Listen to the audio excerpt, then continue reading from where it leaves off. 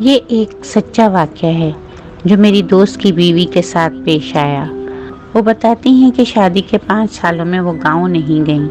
اس کا راز انہوں نے بعد میں کھولا۔ بتاتی ہیں کہ میری بہن کی شادی تھی اور مجھے ضروری گاؤں جانا تھا۔ اس سے پہلے بھی کئی دفعہ گاؤں جانے کا ارادہ کیا، لیکن پھر ملتوی کر دیتی کیونکہ میرا دل نہیں کرتا تھا۔ لیکن اب بہن کی وجہ سے جانا پڑا۔ جب وہاں پہنچی تو وہاں ایک رونق لگ گئی۔ اگلی صبح رشتہ داروں سے ملنے نکلی تو راستے میں کسی نے میری چادر پکڑ لی۔ پیچھے مڑ کر دیکھا تو میرے سامنے ایک فقیرنی کھڑی تھی جس کا میلا لباس، خشک ہونٹ، گندے بال تھے۔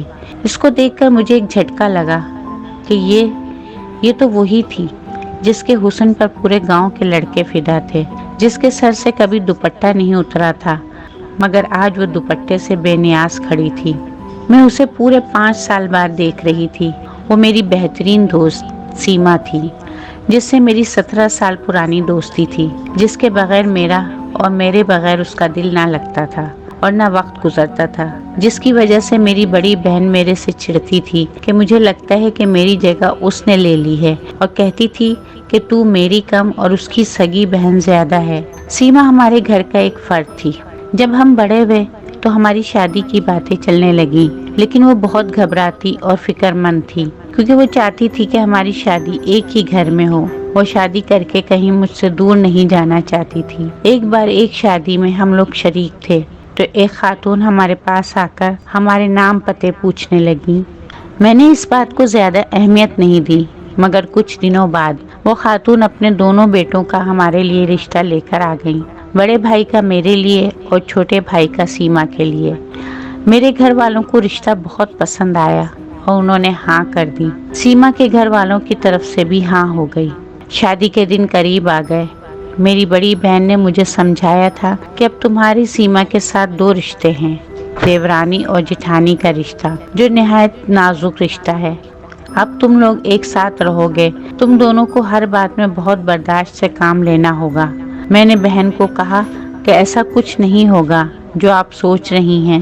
میرا اور سیما کا ساتھ بہنوں جیسا ہے۔ ہمارا تو سالوں کا ارمان پورا ہو رہا ہے۔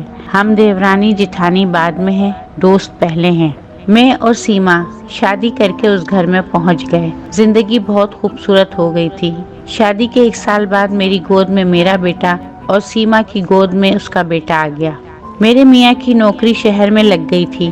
وہ پڑھے لکھے تھے، اس لیے ان کو شہر میں ہی نوکری ملی تھی۔ وہ ضد کر رہے تھے کہ میں اور میرا بیٹا ان کے ساتھ شہر چلیں، جبکہ میرا دل کسی صورت شہر جانے کے لیے راضی نہیں تھا۔ آخر میرے شوہر شہر چلے گئے۔ جب وہ آتے تو خوب سارے تحفے لاتے۔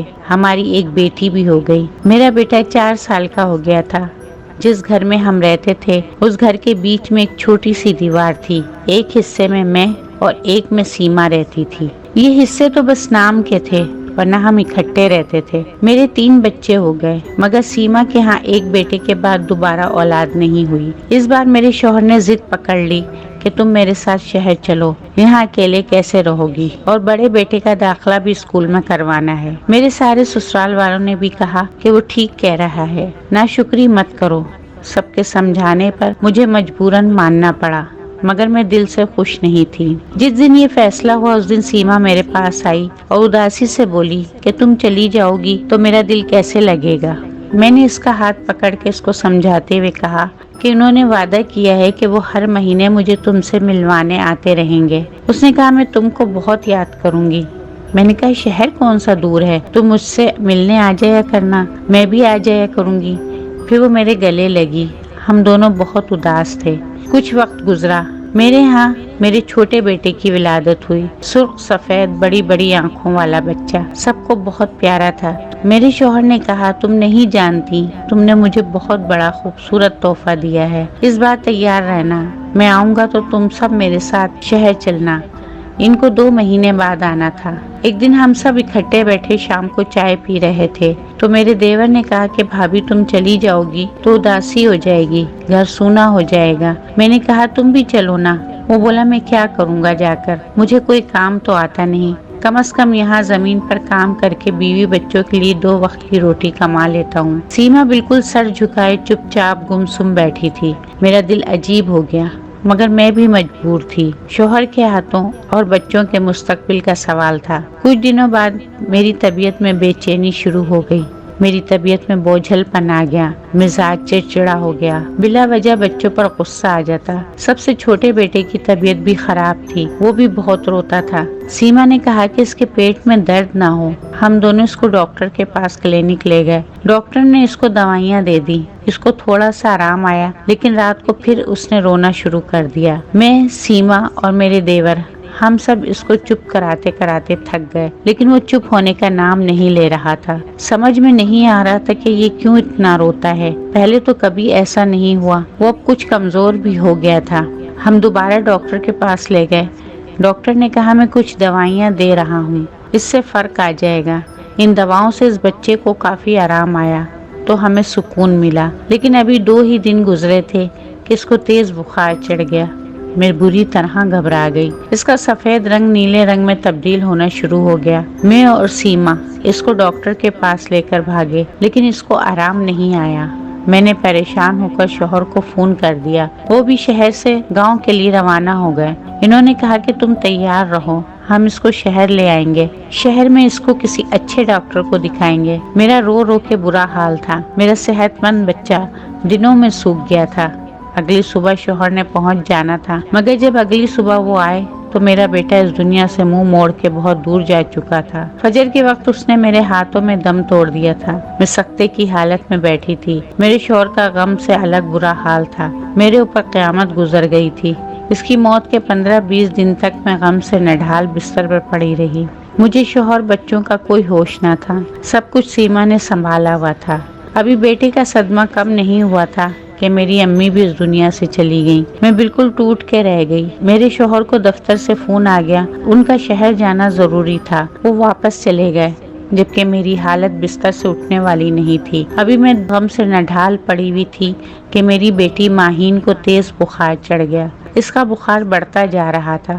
میں بدحواس ہو کر رہ گئی۔ میں اپنے ایک بیٹے کو کھو چکی تھی۔ اب مجھ میں مزید غم اٹھانے کی سکت نہیں تھی۔ سیما میرے پاس بیٹھی مجھے حوصلے دے رہی تھی، کہہ رہی تھی کہ میں سب دیکھ رہی ہوں، تم پریشان نہ ہو، یہ بالکل ٹھیک ہو جائے گی۔ میں نے کہا میں تمہاری بہت احسان مند ہوں، جس طرح تم میرا اور میرے بچوں کا خیال رکھ رہی ہو۔ میں اتنی کمزور ہو چکی تھی کہ مجھ سے بولا بھی نہیں جا رہا تھا، مگر سیما میرے اور میرے بچوں کی دیکھ بھال کر رہی تھی۔ دن رات وہ ہمارے لیے بھاگ بھاگ کر کام کرتی تھی۔ رات وہ ہمارے پاس رہتی، مجھے زبردستی کھانا کھلا کر، دوائی دے کر، میرے بچوں کو سلا کر ہی جاتی تھی۔ ایک دن آدھی رات کو پیاس کی شدت سے میری آنکھ کھل گئی، مگر میری اتنی ہمت نہیں تھی کہ میں بستر سے اٹھ سکوں۔ میرے کمرے کا دروازہ کھلا ہوا تھا۔ میری نظر کمرے سے باہر گئی، جہاں مجھے کسی کا سایہ نظر آیا۔ میرے کمرے سے باہر صحن نظر آتا تھا۔ وہ سایہ جھکا ہوا میرے صحن کی مٹی کھود رہا تھا۔ میں غنودگی کمزوری میں یہ سب دیکھ رہی تھی، اور یہ سب دیکھتے دیکھتے میں دوبارہ سو گئی۔ صبح جب میری آنکھ کھلی، وقت پر نگاہ پڑتے ہی میں دھک سے رہ گئی۔ دوپہر کے 3 بجے تھے۔ میں نے سوچا کیا میں اتنی دیر سوتی رہی ہوں؟ میں نے اپنے برابر لیٹے اپنے بچوں کو دیکھا جو بے خبر سو رہے تھے۔ میری بیٹی ماہین، اس کو ابھی بھی بخار تھا، اس لیے سیما نے بھی مجھے نہیں جگایا۔ میں اٹھنے کی کوشش کرنے لگی کہ اچانک کسی کے رونے کی آواز پر میں گھبرا گئی۔ میں نے سوچا یہ تو سیما کی آواز ہے۔ میں دیوار کا سہارا لیتے آہستہ قدموں سے اس کی طرف آئی۔ سیما اپنے بیٹے کو گود میں لیے ہوئے برے طریقے سے روئے جا رہی تھی۔ اس کے بیٹے کا ہاتھ پیر بالکل مڑے ہوئے تھے اور اس کی سانس بہت تیز تھی۔ میں اس کی حالت دیکھ کر ڈر گئی۔ میں نے کہا کیا ہو گیا سیما؟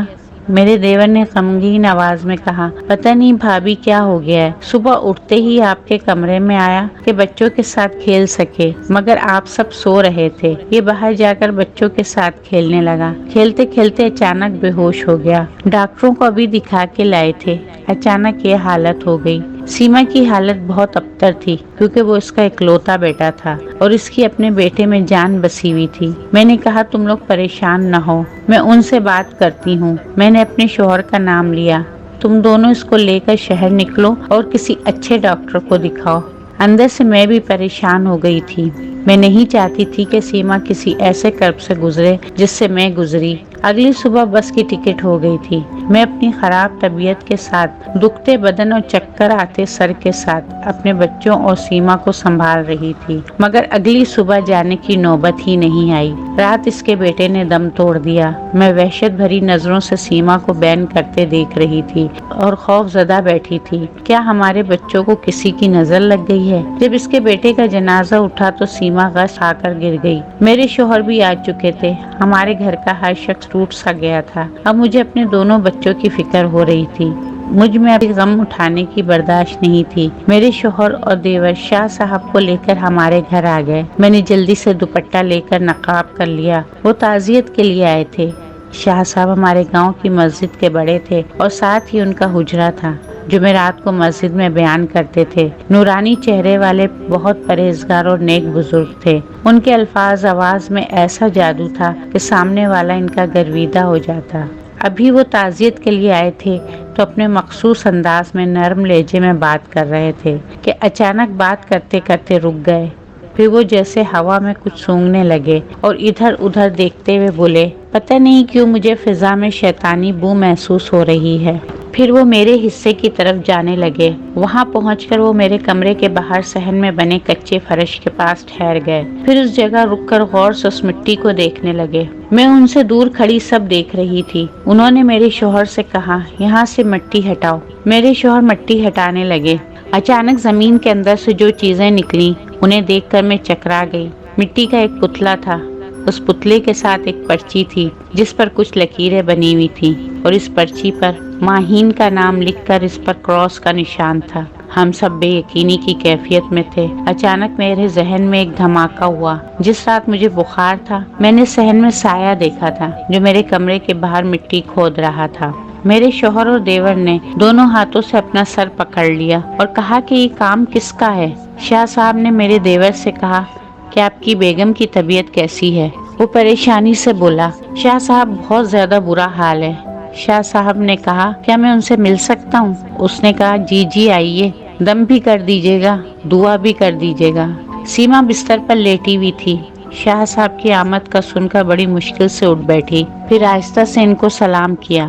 شاہ صاحب نے اس کے قریب پہنچ کر زور سے سانس لی اور ان کا چہرے کا رنگ غصے سے لال ہو گیا۔ وہ غصے میں بولے، جو تم نے کیا ہے اس کا پھل تمہیں ملا ہے۔ دنیا مقافات عمل ہے۔ تم نے دوسرے کی گود اجاڑنی چاہی مگر تمہاری اپنی گود اجڑ گئی، اپنی دنیا بھی برباد کی اور آخرت بھی۔ شاہ صاحب کی باتوں پر ہم سب حیرانگی سے انہیں دیکھ رہے تھے۔ اچانک سیما اونچا اونچا رونے شروع ہو گئی۔ اسے ایک دورہ پڑ گیا۔ وہ چلاتے ہوئے بولی، میں کیا کرتی؟ میرے ساتھ ہی کیوں ایسا ہوا؟ ہم ایک ساتھ پلے بڑھے، ایک ساتھ میٹرک کیا، لیکن قسمت نے دھوکہ دے دیا۔ شادی بھی ایک ہی دن اور ایک ہی گھر میں ہوئی، مگر اس کا شوہر میرے شوہر سے بہت خوبصورت اور قابل تھا، حالانکہ میں اس کے مقابلے میں کئی گنا حسین تھی۔ اس کے شوہر کے شہر میں نوکری لگ گئی جبکہ میرا شوہر ان پڑھ تھا۔ اس کا شوہر اسے چیزیں لا کر دیتا جبکہ میرے شوہر کے ایسے حالات نہیں تھے۔ پھر میرے ہاں ایک بیٹے کے بعد کوئی بچہ نہیں ہوا جبکہ یہ 3 بچوں کی ماں بن گئی۔ اب جب بچے بڑے ہو رہے تھے تو اس کے شوہر کو اپنے بچوں کے مستقبل کی فکر ستا رہی تھی۔ وہ ان کو تعلیم یافتہ بنانا چاہتا تھا اور اس کو شہر لے جا کر عیش و عشرت میں رکھتا اور میں یہیں رہ جاتی۔ یہ وہاں جا کر اچھی زندگی جیتی، شان و شوکت سے رہتی اور میں یہاں معمولی زندگی بسر کرتی۔ یہ باتیں مجھ سے برداشت نہیں ہو سکی۔ میں روز اخبار پڑھا کرتی تھی۔ اخبار میں ایک اشتہار آیا جو کالے علم کا ماہر تھا۔ میں نے اس سے خط کے ذریعے رابطہ کیا۔ پہلے میں نے اس کے بیٹے کو راستے سے ہٹایا، پھر میں اس پر عمل کروا کر اس کی بیٹی کو ہٹانا تھا۔ میں نے ہی پتلا زمین میں گاڑا تھا کیونکہ میں چاہتی تھی کہ تینوں بچے مر جائیں تاکہ شہر ہی نہ جا سکے، کیونکہ اپنی اولاد کی خاطر جا رہی تھی اور میں کیسے برداشت کر لیتی کہ یہ وہاں جا کر ٹھاٹھ سے رہتی۔ اس عمل کے مطابق اس زمین پر جہاں پتلا گڑا تھا اس پر سے سب سے پہلے جو بھی چلتا ہوا آتا وہ اس عمل کی لپیٹ میں آ جاتا۔ اس رات میں سب کو نیند کی دوائی دودھ میں ملا کر دے چکی تھی۔ میں جانتی تھی کہ یہ سب سوتے رہیں گے مگر ماہین ضرور اٹھ کے باہر آئے گی، مگر میرا کیا مجھ پر ہی واپس آ گیا۔ صبح جب میں سو کر اٹھی تو میرا بیٹا میرے برابر میں نہیں تھا۔ میں گھبرا کر اس کو دیکھنے گئی تو وہ اس کے کمرے سے واپس آ رہا تھا، یہ کہتے ہوئے کہ چاچی اور سب سو رہے ہیں۔ میں نے اس کو آتا دیکھ کر دل پکڑ لیا اور پھر مجھے پھل مل گیا۔ وہ روتی ہوئی اپنا سر پیٹتی ہوئی چیخ رہی تھی اور میں بے یقینی سے سیما کو دیکھ رہی تھی۔ مجھے لگ رہا تھا جو میں نے سنا ہے وہ غلط ہے۔ میرا دل کر رہا تھا کہ میں چیخ چیخ کر روؤں کہ کیا کوئی انسان حسد میں اتنا بھی گر جاتا ہے۔ شاہ صاحب نے کہا جو لوگ اللہ کی تقسیم پر راضی نہیں ہوتے ان کا یہی انجام ہوتا ہے۔ میں دیوار کا سہارا لیے چھوٹے چھوٹے قدم اٹھاتی باہر آ گئی۔ میرے دیور نے نفرت سے چیخ کے بیوی کو کہا، میں سوچ بھی نہیں سکتا تھا تم اتنی گھٹیا ہو۔ میں اپنے کمرے میں آ کر پیکنگ کرنے لگی مگر میرا دل رو رہا تھا۔ سیما میرے پاس آئی اور روتے ہوئے بولی، مجھے معاف کر دو۔ میں نے اس کو کہا، جو عورت آپ کے بچوں کی جان لے لے کیا اسے معاف کیا جا سکتا ہے؟ تم کو دشمنی تھی تو مجھ سے نکال لیتی، مگر میرے بچوں نے کیا بگاڑا تھا؟ میں نفرت سے روتے ہوئے بولی۔ سیما بولی، مجھے دشمنی نہیں تھی، پتہ نہیں مجھے کیا ہو گیا تھا، مجھ سے برداشت نہیں ہو رہا تھا تمہارے پاس سب کچھ اچھا دیکھ کر۔ میں نے کہا میں تم کو کچھ بھی نہیں بولوں گی، نہ کوئی لعنت دوں گی، کیونکہ میں جان گئی ہوں کہ اللہ کا بدل بہترین ہے۔ مجھے کچھ بھی نہیں بولنا۔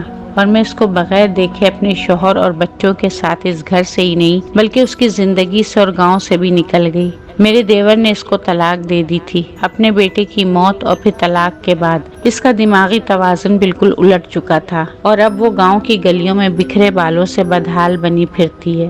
میں دوبارہ پلٹ کر گاؤں نہیں گئی، لیکن اب 5 سال بعد جب میں واپس گئی تو اس نے میری چادر کو پکڑ لیا، مگر میں اپنی چادر اس کے ہاتھوں سے چھڑا کر اور اس کو نظر انداز کرتی آگے بڑھ گئی۔ بھابھی کی یہ باتیں سن کر مجھے سمجھ آ گئی کہ بھابھی کیوں اپنے گاؤں نہیں جاتی تھیں۔